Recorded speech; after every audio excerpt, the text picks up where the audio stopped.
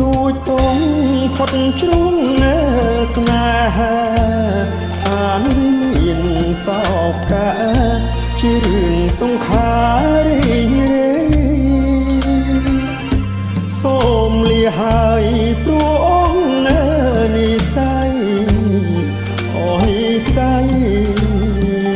ដើម្បីកុំឲ្យតណ្ហាដន់ទាថាខ្ញុំជាជនសំណល់ชีวิตថ្លៃใจដនវាសនាស្ដាយហេតុមេដាដែលអស់សង្ខារខានយើងទាំងពីរឆ្លងផុតឋានអមពួលឋានអមពួលរួមវាសនាសាងរឿង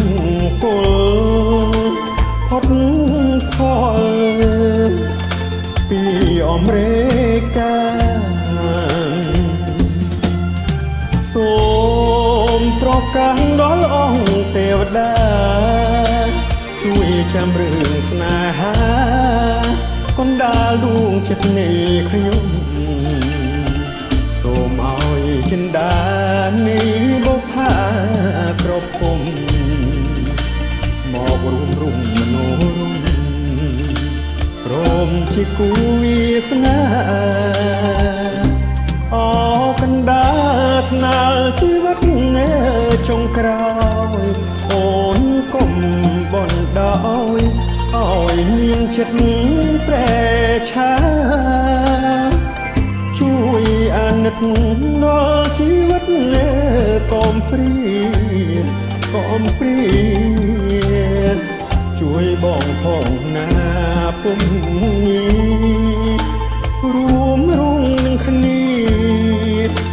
លុងគ្រាអវសា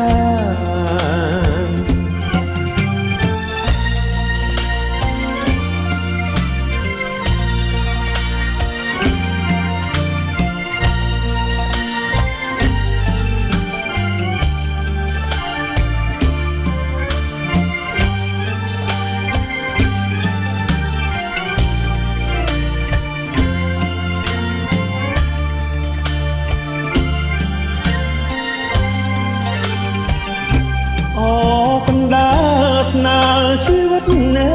ចុងក្រោយអូនកុំបណ្ដោយឲ្យមានចិត្តប្រែឆាជួយអាណិត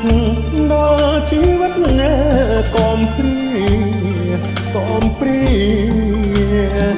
ជួយបងផងណា